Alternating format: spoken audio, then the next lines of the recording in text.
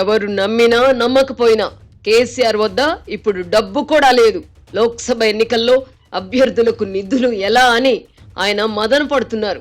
భారత రాష్ట్ర సమితిని ఏర్పాటు చేసిన తర్వాత జాతీయ రాజకీయాలపై ఆశలు పెంచుకున్న డబ్బంతా మహారాష్ట్ర తదితర రాష్ట్రాలకు చెందిన చోటా మోటా నాయకులకు ధారపోశారు. ఒక రకంగా చెప్పాలంటే అపాత్ర దానం చేశారు.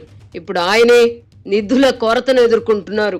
ఇప్పటిదాకా జాతీయ రాజకీయాలలో సైతం ప్రముఖంగా కనిపించిన చంద్రబాబు, కె చంద్రశేఖరరావుది ఇప్పుడు భిన్నమైన పరిస్థితి. బీజేపీతో చేతులు కలపడానికి సిద్ధపడుతున్నప్పటికీ ఆ పార్టీ పెద్దలు ససేమిరా అనడంతో కేసీఆర్ బలహీనుడిగా మారిపోయారు. చంద్రబాబుది కూడా విచిత్రమైన పరిస్థితి. ప్రజల్లో ఆయనకు బలం ఉన్నప్పటికీ బీజేపీని కాదనుకోలేని పరిస్థితి. అయోధ్యలో శ్రీరాముడి విగ్రహ ప్రతిష్టాపనకు ఆహ్వానం అందినదే తడవుగా ఆయన బయలుదేరి వెళ్తున్నారు. వెళ్ళకపోతే బీజేపీ పెద్దలకు కోపం వస్తుందేమోనని ఆయన ఆందోళన చెందుతూ ఉండవచ్చు. జగన్మోహన్ రెడ్డికి ఇటువంటి బాధరాబందీ ఏమీ లేదు. అయితే బీజేపీ పెద్దలకు ఆగ్రహం తెప్పించకుండా ఏం చేసినా వారి అనుమతితోనే జగన్ చేసుకుంటూ పోతున్నారు.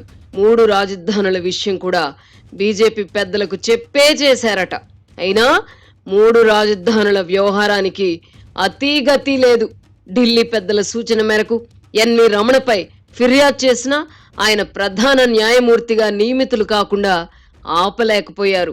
చివరకు సొంత సోదరి తన కుమారుడి వివాహ పత్రిక అందజేయడానికి వస్తానన్న బీజేపీ పెద్దలకు కోపం వస్తుందని తప్పించుకోజూశారు.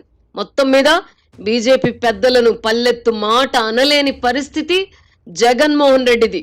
తెలుగు రాష్ట్రాలకు చెందిన అధికార ప్రతిపక్ష నేతలు ఇంత బలహీనులు కావడం నిజంగా విషాదం.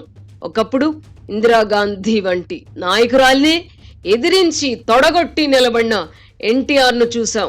ఇప్పుడు అలాంటి నేతలు తెలుగునాటే కాదు ఇతర రాష్ట్రాలలో కూడా కనిపించడం లేదు. తమిళనాడు ముఖ్యమంత్రి స్టాలిన్ కూడా బిక్కుబిక్కుమంటూ కాలం వెళ్లబుచ్చుతున్నారు. ఆయన ప్రభుత్వంలోని అనేక మంది మంత్రులు ఈడీ కేసులలో చిక్కుకున్నారు.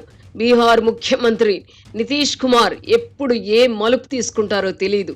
పశ్చిమ బెంగాల్ ముఖ్యమంత్రి మమతా బెనర్జీ తలెగరేస్తున్నట్టు కనిపిస్తున్నప్పటికీ ఇది వరకటితో పోల్చితే ఇప్పుడు ఆమె కూడా మెత్తబడిపోయారు. ఈ నేపథ్యంలో నరేంద్ర మోదీ 3వ పర్యాయం అధికారంలోకి వస్తే భారత రాజకీయ ముఖ చిత్రం ఎలా ఉంటుందో ఊహించుకోవచ్చు.